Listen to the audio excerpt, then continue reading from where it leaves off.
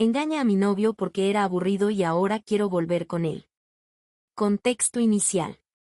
Mi nombre es Valeria, tengo 28 años, y estoy escribiendo esto porque necesito sacar un peso de encima que me ahoga todos los días.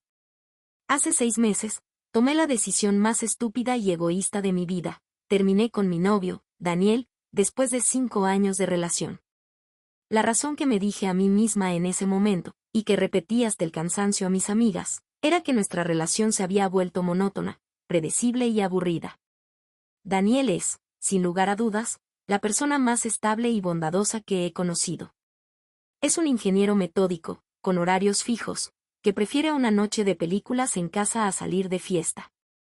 Sus planes a futuro eran claros y seguros: ahorrar para una casa, quizás un perro, formar una familia. Al principio, eso me parecía adorable y reconfortante. Me sentía segura y amada. Pero con el tiempo, una voz en mi cabeza empezó a susurrar. Mis amigas, con sus historias de citas explosivas, viajes espontáneos y romances pasajeros, hacían que mi vida con Daniel pareciera una foto en blanco y negro en un mundo lleno de color. Empecé a sentir que me estaba perdiendo de algo.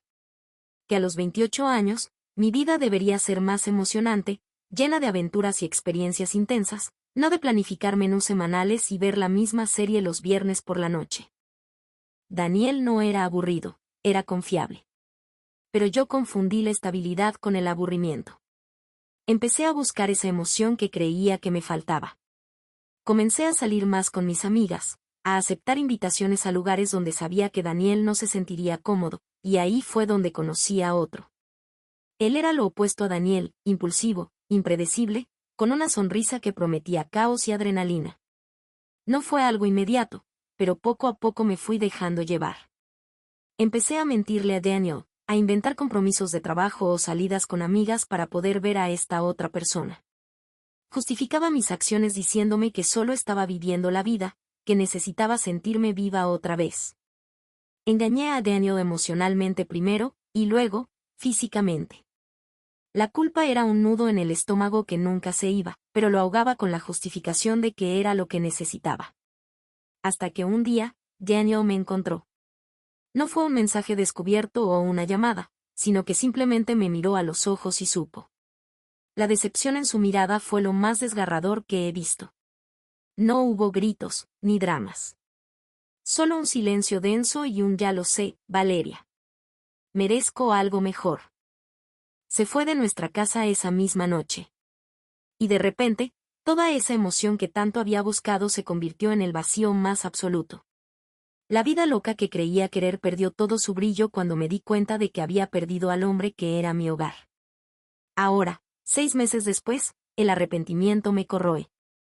He intentado seguir adelante, pero cada día me doy más cuenta de que lo que destruí por buscar un poco de emoción momentánea era lo único que realmente quería: una vida a su lado.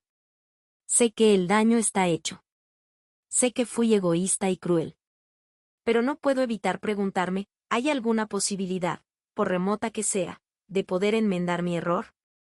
¿O mi decisión de buscar algo más emocionante arruinó para siempre la única cosa que de verdad importaba?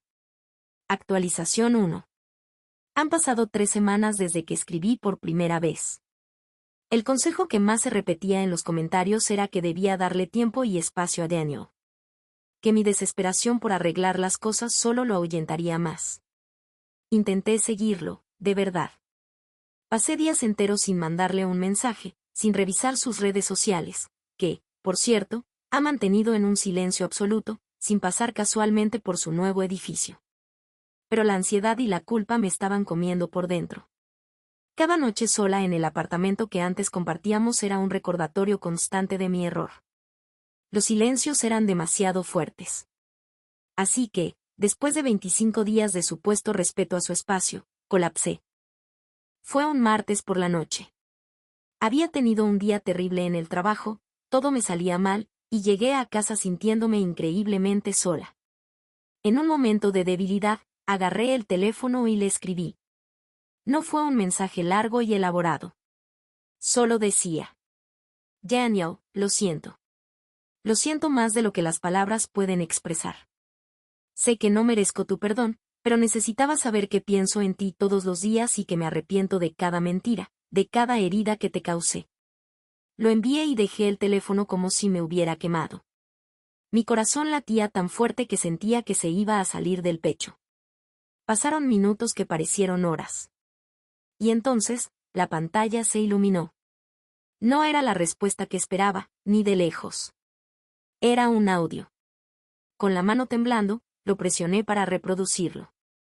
No era su voz la que escuché primero, sino ruido de fondo, como de un bar o un restaurante. Luego, la risa de una mujer. Y finalmente, su voz, relajada, casi indiferente. Valeria, por favor. No mandes más estos mensajes. Está todo bien, en serio. Estoy bien. Sigue con tu vida. Y se cortaba. Sus palabras, dichas con esa tranquilidad, con esa falta de emoción, me destrozaron mucho más que si me hubiera gritado. ¿Está todo bien? ¿Cómo podía estar todo bien? Mi mundo se había desmoronado, y el suyo parecía seguir.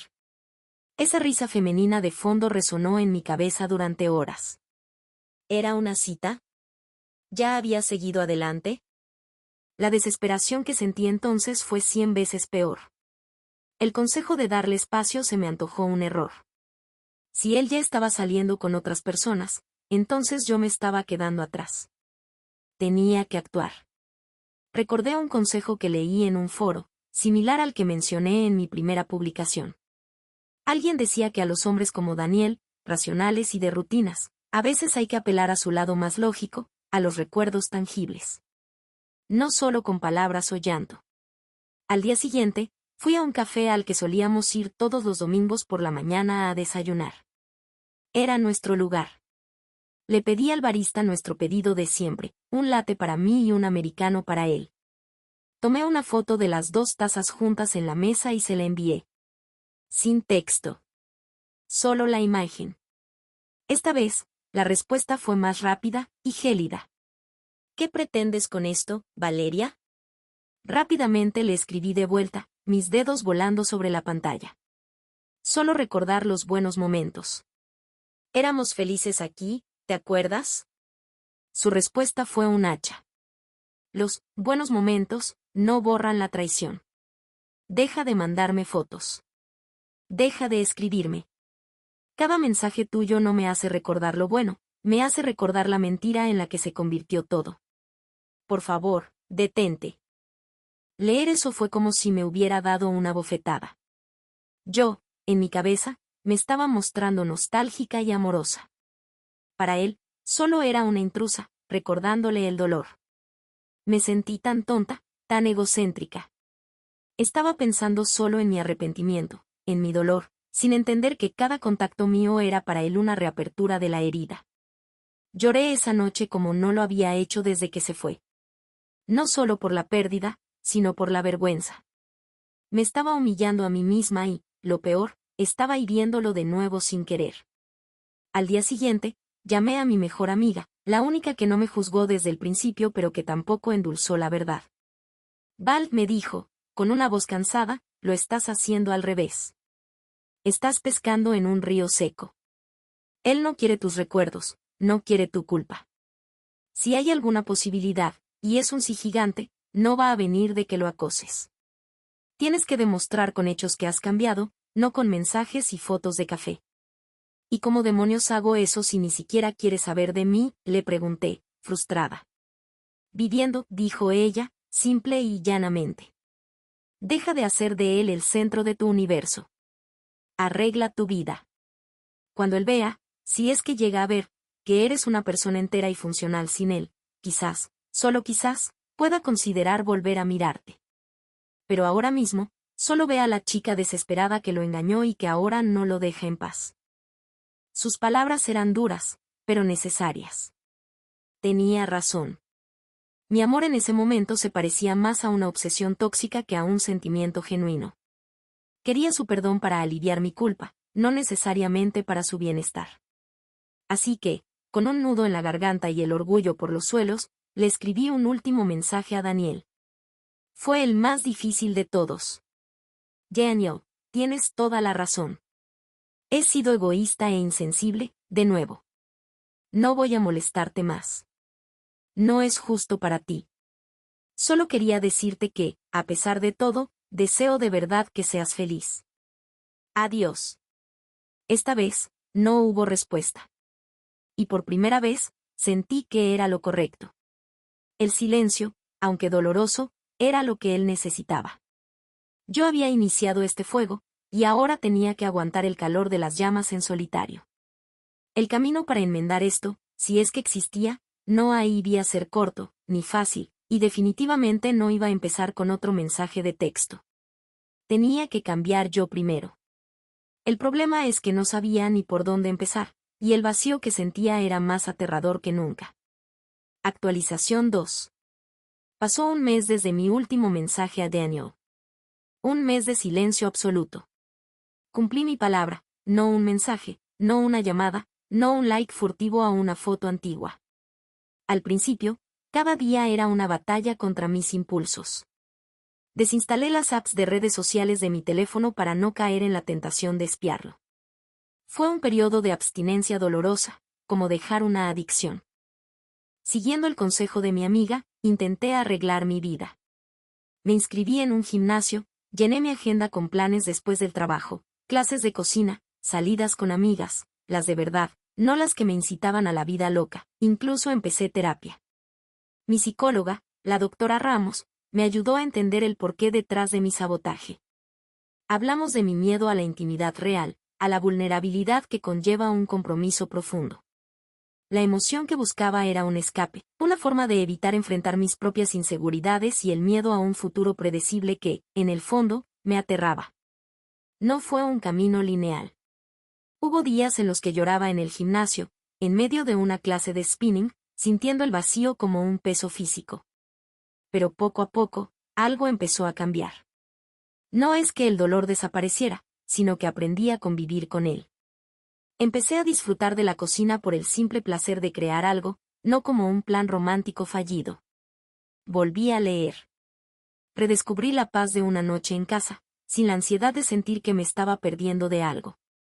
Me estaba reconectando conmigo misma, con la Valeria que existía antes de que mis inseguridades y la presión social la nublaran. Fue en este estado de frágil equilibrio cuando ocurrió el primer contacto. Fue un sábado por la mañana, en el supermercado. Iba por el pasillo de los lácteos, distraída, cuando levanté la vista y ahí estaba él. Daniel. Con una cesta en la mano, mirando una bolsa de café. Llevaba una sudadera que me era familiar, una que le regalé para su cumpleaños. Mi corazón se detuvo. Él me miró al mismo tiempo. No hubo sorpresa en sus ojos, sino una especie de reconocimiento tranquilo. No supe qué hacer. ¿Sonreír? ¿Salir corriendo? ¿Ignorarlo? Fue él quien rompió el hielo con un simple, casi cortés, «Hola, Valeria». «Hola, Daniel», logré balbucear. Mi voz sonó ronca. «¿Cómo estás?», preguntó. No era una pregunta vacía. Su tono era serio, pero no hostil. Era neutral. Y para mí, después del rechazo absoluto, la neutralidad era un oasis. «Bien, tú», dije, sintiendo que mis mejillas se sonrojaban. «Bien», asintió. Cambié de proyecto en el trabajo. Menos estrés. «Me alegro», fue lo único que se me ocurrió decir. Un silencio incómodo cayó entre nosotros. Mis ojos se fijaron en la bolsa de café que sostenía. Era la misma marca que siempre comprábamos. Un detalle insignificante que para mí fue un rayo de esperanza. «Bueno», dijo él, haciendo un gesto de continuar su camino. «Daniel, espera», la palabra salió de mi boca antes de que pudiera detenerla. Él se detuvo y me miró, con una ceja ligeramente arqueada, esperando. Ya no había frustración en su mirada, solo paciencia. Eso era nuevo. Quería disculparme. De verdad. Por los mensajes, por todo. Fue inapropiado. No estaba llorando, ni suplicando. Solo hablaba. Era la primera vez que me disculpaba sin esperar nada a cambio. Él asintió lentamente. Gracias. Lo aprecio. Hizo una pausa y luego añadió, se nota que estás mejor. Esas 4 palabras me dieron una euforia que no sentía en meses. Se nota. Significaba que él había notado mi cambio. Que mi esfuerzo no había sido en vano. Intenté contener una sonrisa tonta. Sí, estoy intentando trabajar en mí, dije, tratando de sonar humilde. Me alegra oírlo, repitió. Y entonces, sucedió lo inesperado. Miró su reloj y dijo, tengo que irme. Pero, fue bueno verte. Fue bueno verte. Esas palabras se repitieron en mi cabeza como un mantra el resto del día. Había sido bueno verme. No me había ignorado, no me había rechazado. Hablamos. Fue civilizado, casi amable. Por primera vez en mucho tiempo, sentí que una puerta, aunque fuera solo una rendija, se había abierto. Esa noche, la esperanza que había mantenido a raya estalló con fuerza. Reinterpreté cada segundo de nuestro encuentro. Se nota que estás mejor se convirtió en estás increíble y me he dado cuenta. Fue bueno verte se transformó en te extraño y quiero volver a verte. Mi mente, hambrienta de señales positivas, magnificó cada gesto hasta deformarlo. Al día siguiente, la cautela que había cultivado con tanto esfuerzo se desvaneció. Ya no era la chica desesperada que mandaba mensajes, ahora era la nueva y mejorada Valeria que había tenido una interacción positiva. Y en mi cabeza distorsionada, eso merecía una recompensa, un siguiente paso. Recordé que su cumpleaños era en 2 semanas. En el pasado, yo siempre le organizaba una cena íntima. No una fiesta loca, porque él no era de eso, sino una cena con sus 2 mejores amigos y sus parejas. Era una tradición.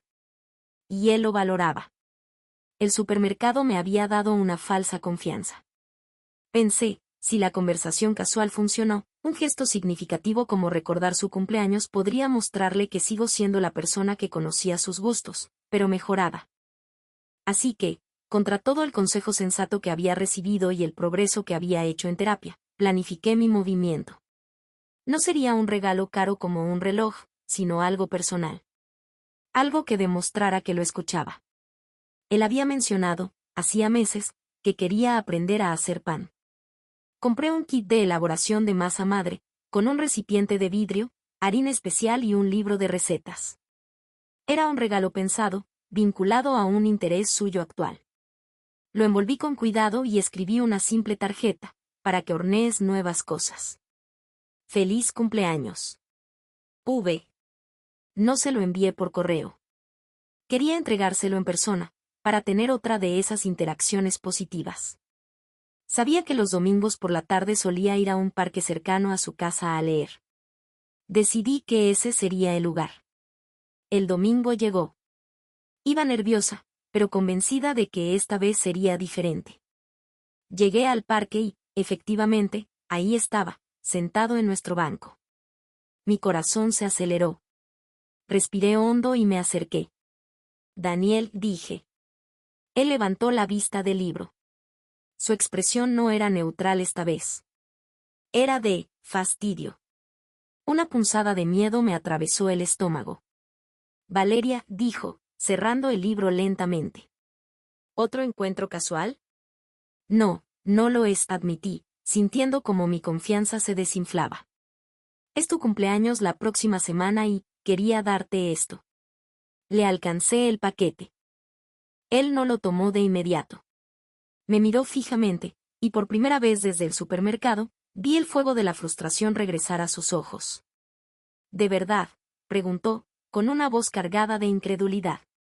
Después de lo que hablamos en el supermercado, ¿crees que esto es una buena idea? Pensé que habías entendido. Lo entendí, me apresuré a decir. Pero fue tan bueno verte, y pensé que un detalle por tu cumpleaños. Ese es el problema, Valeria, dijo, elevando ligeramente la voz. Se levantó del banco. No, pensaste. Actúas por impulso, por lo que tú sientes en el momento. En el supermercado, fue una coincidencia. Fue genuino. Esto, señaló el regalo, esto es una estrategia. Es forzado. ¿Crees que no lo veo? Es el mismo patrón, hacer lo que quieres y luego buscar una forma, bonita, de enmendarlo o de conseguir lo que buscas. Sus palabras me dejaron sin aliento. Me estaba viendo a través de un cristal. Había desenterrado la verdad que yo misma no quería ver, mi transformación todavía era superficial. Debajo de las clases de cocina y la terapia, todavía estaba la chica que quería controlar el resultado, que creía que con el gesto correcto podría acelerar el proceso de sanación de él. Yo, solo quería. Las lágrimas empezaron a nublar mi visión. Lo sé, dijo él, y su voz volvió a un tono más cansado que enojado. Pero, querer, no es suficiente. Tú, querer, me lastima. Por favor, toma esto. Finalmente cogió el regalo, pero no con cariño, sino como si fuera un objeto contaminado. Y por favor, no me busques más. No en el supermercado, no en el parque, no en ningún lado. Si el universo quiere que nos crucemos, que así sea. Pero deja de forzar las cosas. Me dio la espalda y se alejó, dejándome de pie junto al banco vacío, con la vergüenza y la decepción ardiendo en mis mejillas. El kit de masa madre se sentía como el objeto más pesado del mundo. No había sido un paso adelante. Había sido 2 pasos atrás. Y lo peor era que él tenía razón.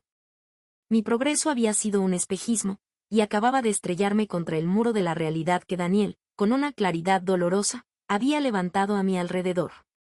La rendija que creí ver se había cerrado de golpe, y esta vez, parecía haber echado el cerrojo. Actualización 3. La escena en el parque me dejó hecha añicos. La vergüenza era tan profunda que durante días no quise salir de mi apartamento. Fingí estar enferma para no ir al trabajo. Cada vez que cerraba los ojos, veía la mirada de fastidio de Daniel, escuchaba sus palabras, actúas por impulso. Esto es una estrategia. Él tenía razón. Mi supuesto cambio había sido una fachada, un performance para mí misma y, secretamente, para él. No había internalizado nada, solo estaba siguiendo un guión esperando un final feliz. El encuentro en el supermercado lo interpreté como un acto del destino, cuando en realidad fue solo una coincidencia que yo, en mi desesperación, cargué de un significado que no tenía. La doctora Ramos, mi psicóloga, fue brutalmente honesta en nuestra siguiente sesión. Valeria, estás en un ciclo de autosabotaje. Cometes un error, te sientes culpable, buscas un alivio inmediato con una acción grandiosa, y cuando eso falla, la culpa regresa multiplicada. Hasta que no rompas ese ciclo, no sanarás, y desde luego, no podrás ofrecerle nada sano a Daniel ni a nadie. Fue la primera vez que mencioné a la otra persona, a Marco. Le conté cómo, después de la ruptura, intenté llenar el vacío con esa aventura que también había empezado.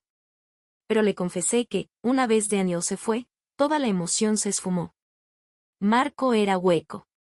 Nuestras conversaciones eran superficiales, y verme con él solo me hacía sentir más sola y usada. Yo lo había usado a él para escapar, y ahora él me usaba a mí para pasar el rato. Le dije a la doctora Ramos que había cortado todo contacto con Marco hacía unas semanas, pero que la culpa de haberlo involucrado en todo esto también me pesaba. Tienes que enfrentar el daño completo que causaste, me dijo. No solo el daño a Daniel, sino el daño a tu propia integridad. Hasta que no te perdones a ti misma por las decisiones que tomaste, seguirás buscando que Daniel te absuelva con su perdón. Fue un consejo aterrador. ¿Cómo me perdonaba a mí misma por algo que consideraba imperdonable? En medio de este torbellino emocional, ocurrió algo que me hizo tocar fondo. Una amiga en común, sin malas intenciones, me mandó una captura de pantalla. Era la foto de perfil de Daniel. No estaba solo. Estaba con una mujer. No era una foto de pareja explícita, sino uno de esos planos casuales de un grupo de amigos en una salida al campo. Él estaba sonriendo, con una naturalidad que no le había visto en meses, y una chica de pelo castaño estaba a su lado, riendo también. No se estaban tocando, pero la complicidad en sus sonrisas era palpable. Fue como si el mundo entero se detuviera. La noticia de que él podía estar bien, de que podía estar conociendo a alguien, de que su vida sí seguía adelante y de una forma que parecía genuinamente feliz, me destrozó. Todo mi progreso ficticio se vino abajo. El ciclo del que me había hablado la doctora Ramos se activó con una fuerza devastadora. La culpa, la desesperación y los celos se mezclaron en un cóctel tóxico. Ya no era solo arrepentimiento, era envidia. Envidia de esa sonrisa, de esa paz. Y un pánico visceral a ser reemplazada, a convertirme en un mero recuerdo desagradable de su pasado. En un estado de irracionalidad total, tomé la peor decisión de todas. No le escribí a Daniel. No fui a su casa. En cambio, busqué en Instagram a la chica de la foto. Era fácil de encontrar. Se llamaba Clara. Tenía un perfil público, lleno de fotos de viajes, de libros, de perros. Parecía normal. Agradable. Estable. Todo lo que yo no había sido. Y entonces, le escribí un mensaje directo. Fue largo, confuso y patético. Le conté, de forma enredada, que yo era la ex de Daniel. Le hablé de nuestro pasado, de lo mucho que lo amaba, de mi arrepentimiento. Le dije que Daniel era una persona increíble pero que llevaba una herida muy profunda, insinuando, sin decirlo abiertamente, que tal vez no estuviera listo para una nueva relación. Justificaba mi mensaje diciendo que solo quería que supiera la verdad para que no se llevara una decepción. Era pura manipulación envuelta en falsa preocupación. El resultado fue instantáneo y catastrófico. Clara no me respondió a mí. Le mostró el mensaje a Daniel. Mi teléfono sonó menos de media hora después. Era él. Por un segundo, un destello de esperanza idiota se encendió en mí. Me estaba llamando. Al contestar, no hubo saludo. Solo su voz, cargada de una furia glacial que nunca le había conocido. ¿Estás completamente fuera de control, Valeria? ¿De verdad acosaste a Clara? Una persona que no conoces de nada para intentar, ¿qué? ¿Sabotear algo que ni siquiera sabes lo que es? Daniel, yo solo, quería. No podía articular nada. El horror de lo que había hecho empezaba a inundarme. Cállate, gritó al otro lado del teléfono. Escúchame bien, porque es la última vez que oirás mi voz. Lo nuestro se terminó el día que me fuiste infiel.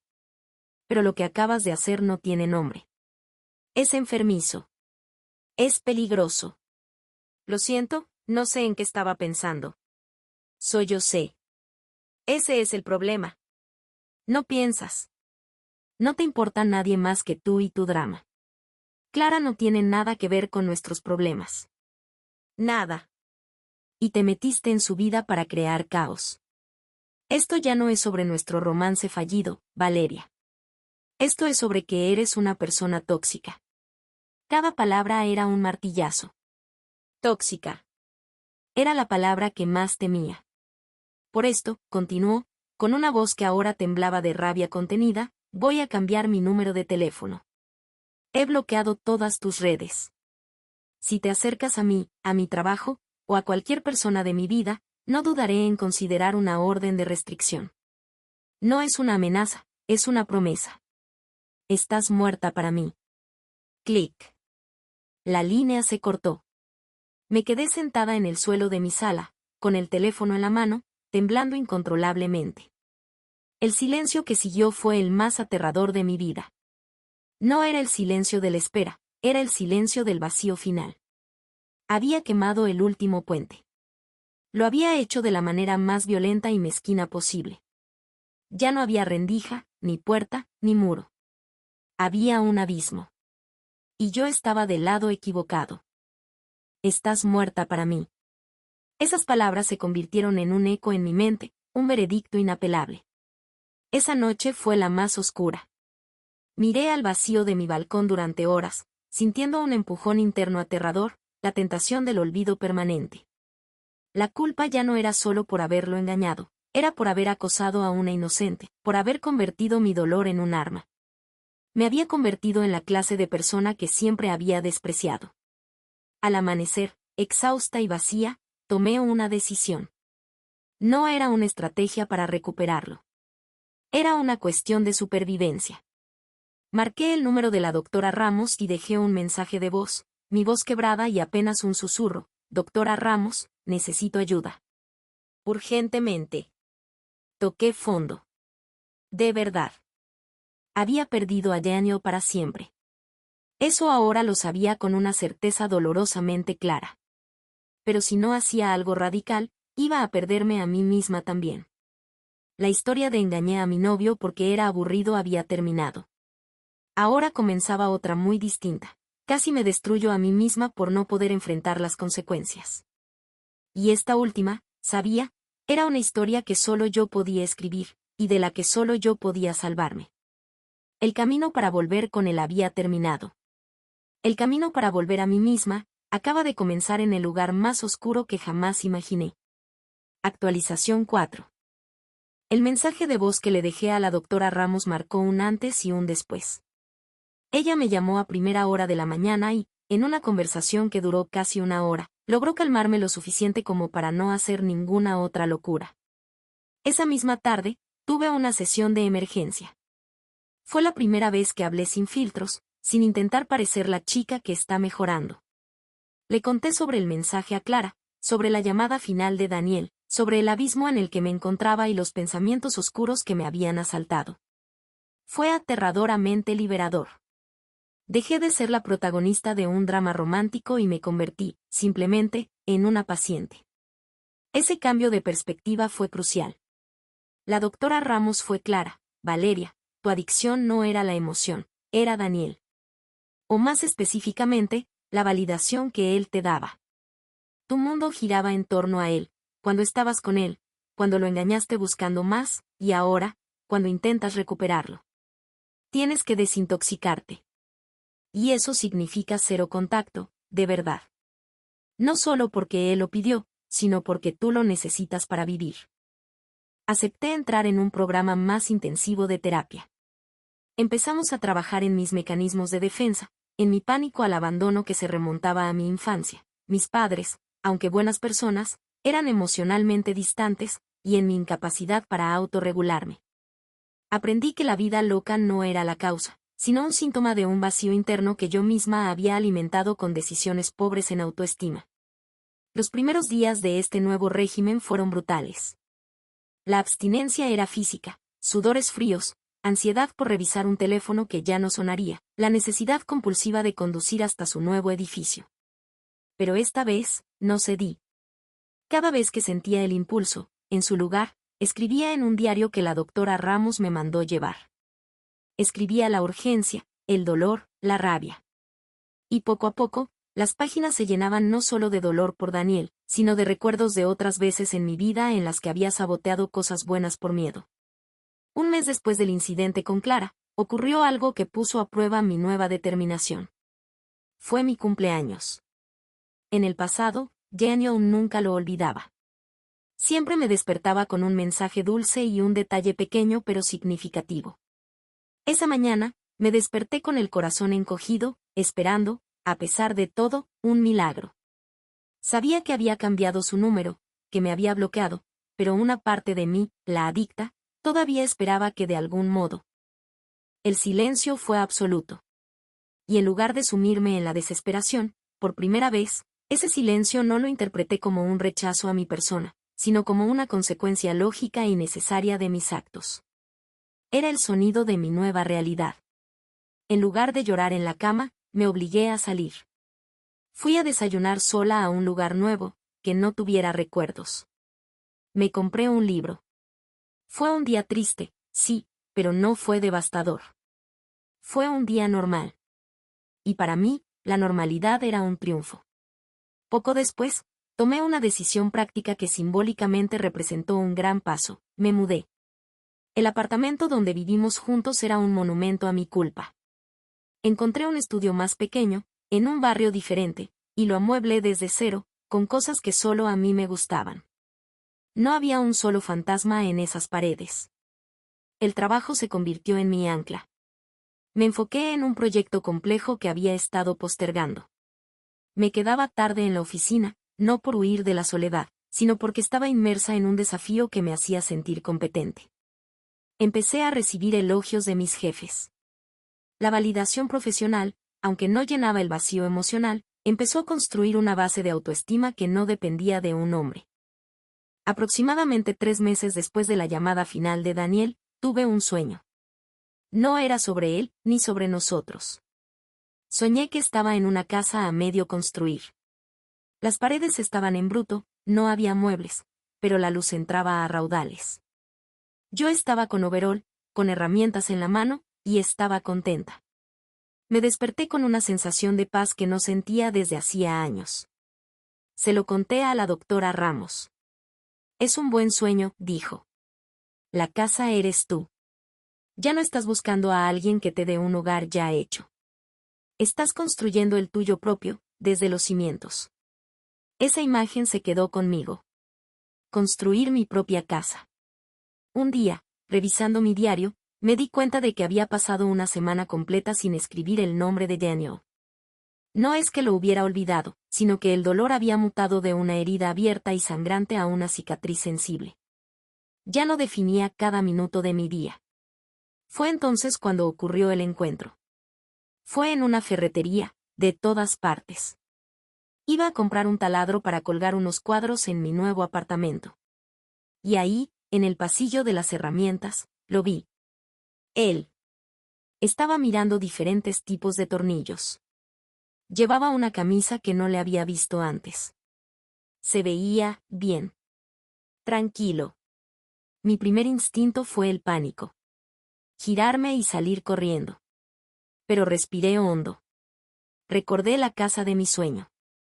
Yo estaba construyendo. Ya no era la misma persona.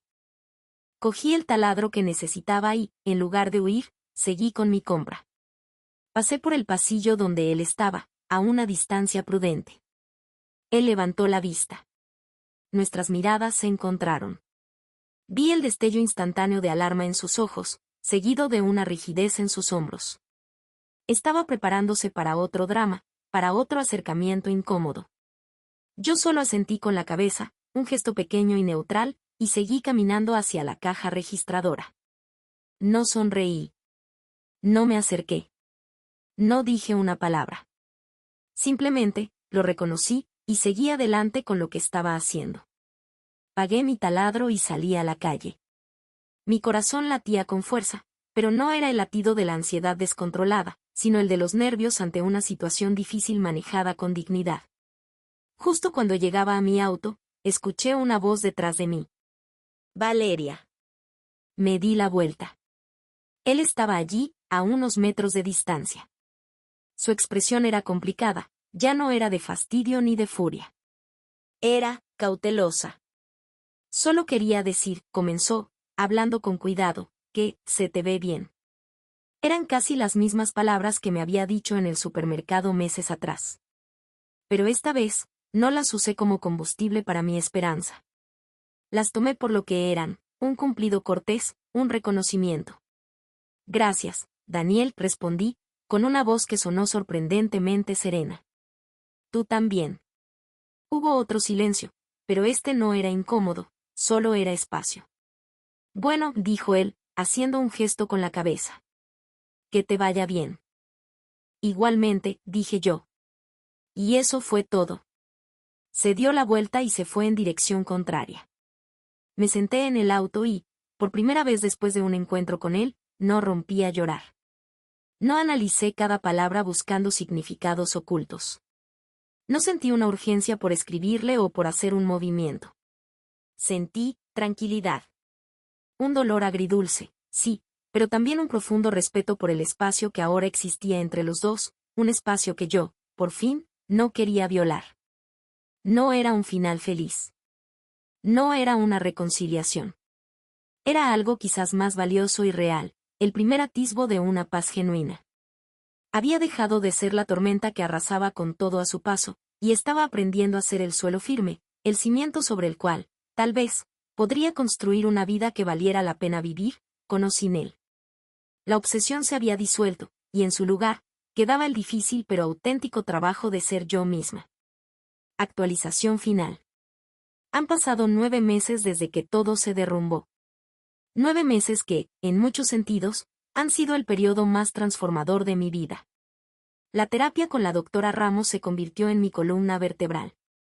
Ya no íbamos solo a apagar incendios, sino excavar en los cimientos de quién era yo. Aprendí que mi aburrimiento con Daniel era en realidad un profundo miedo a la intimidad y a la vulnerabilidad. La estabilidad que él ofrecía me aterraba porque no dejaba lugar para esconderme detrás del caos. La vida loca era mi cortina de humo. El encuentro en la ferretería resultó ser un punto de inflexión crucial. No porque abriera una puerta a la reconciliación, sino porque por primera vez, me vi a mí misma manejando la situación con una dignidad que no sabía que tenía. Esa noche, en lugar de escribir en mi diario sobre Daniel, escribí sobre mí, sobre la fuerza que sentía al no huir, al no suplicar, al simplemente ser y seguir adelante. Decidí darle un propósito concreto a esta nueva energía.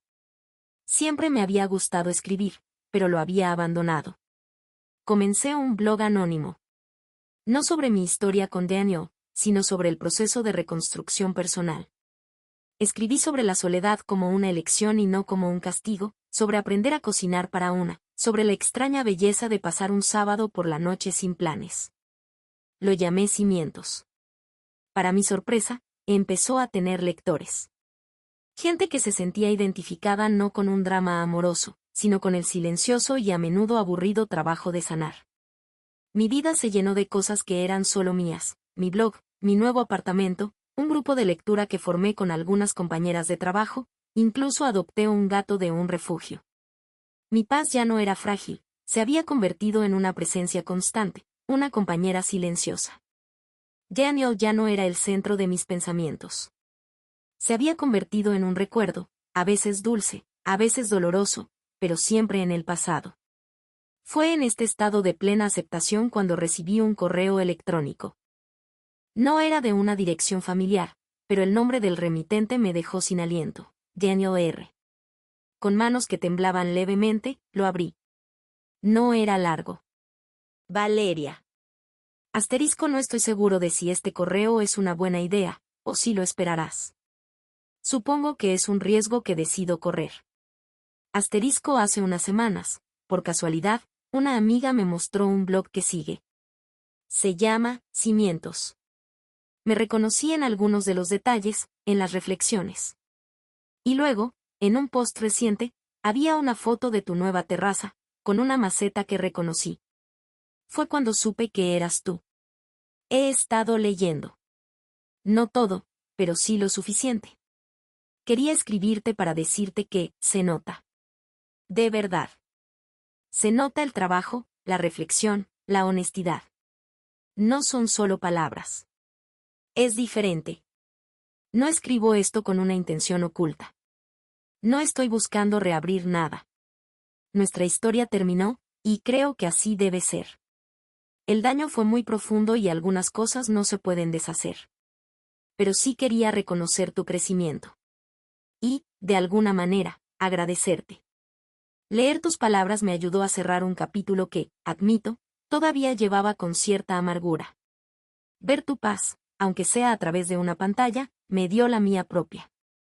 Espero que estés bien, de verdad. Que sigas construyendo. Daniel. Leí el correo 1, 2, 10 veces.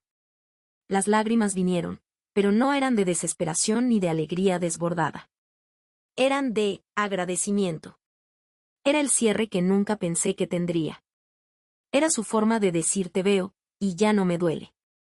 Era un regalo inesperado y generoso. No respondí de inmediato. Me tomé 3 días. Necesitaba asegurarme de que mi respuesta viniera de un lugar tranquilo, no de la emoción del momento. Finalmente, le escribí. Daniel. Recibí tu correo. Muchas gracias por escribirlo y por tus palabras. Significan más de lo que puedo expresar. Tienes razón, algunas cosas no se pueden ni deben deshacerse. Acepto y respeto el final de nuestra historia. Fui yo quien la quebró, y lamento profundamente el dolor que te causé. No un día pasa que no lo recuerde, pero he aprendido a llevar ese recuerdo no como una carga, sino como una lección. Me alegra saber que estás bien y que has encontrado tu propia paz. Es lo que siempre, en el fondo, deseé para ti, incluso cuando mis acciones decían lo contrario. Te deseo lo mejor, siempre. Valeria. Fue corto, sencillo y honesto. No había expectativa detrás. Era un punto final. Y así fue. No hubo más intercambio de correos. No hubo un encuentro final. No hubo un y vivieron felices para siempre. Pero hubo algo mejor, hubo paz. Una paz verdadera, ganada con sudor y lágrimas. Hace unas semanas, supe por una amiga en común que Daniel está saliendo con alguien de manera estable. La noticia, para mi sorpresa, me provocó solo un leve cosquilleo de nostalgia, seguido de un sincero deseo de que sea feliz. El amor romántico que sentía por él se transformó. Ahora es un cariño respetuoso por la persona que fue y es, y un agradecimiento eterno por las lecciones que, aunque dolorosas, me llevaron a encontrarme a mí misma. Mi blog sigue creciendo. He conocido a personas increíbles a través de él. Incluso he salido en un par de citas con un hombre que conocí en mi grupo de lectura. Es divertido, interesante y no siento la urgencia de que sea el indicado. Disfruto el momento, sin poner en él el peso de mi felicidad futura. A veces, en las tardes tranquilas en mi terraza, con mi gato en el regazo, miro hacia atrás y es casi imposible reconocer a la mujer desesperada que escribió aquella primera publicación. Aquella que creía que su vida había terminado porque había perdido a un hombre. Ahora sé que aquel no era el final. Era el comienzo, brutal y desordenado, de todo. Aprendí que el amor más importante no es el que se recibe, sino el que una se tiene a sí misma. Que la estabilidad no es aburrida, es el lujo más grande. Y que las segundas oportunidades no siempre vienen de la persona que heriste, a veces, te las das tú misma, todos los días, al elegir ser mejor. No volví con mi novio aburrido. Pero recuperé algo mucho más valioso, a mí misma. Y esta vez, prometo no perderla de vista nunca más. Esta es la última actualización. La historia, por fin, ha encontrado su final. Y es un final bueno.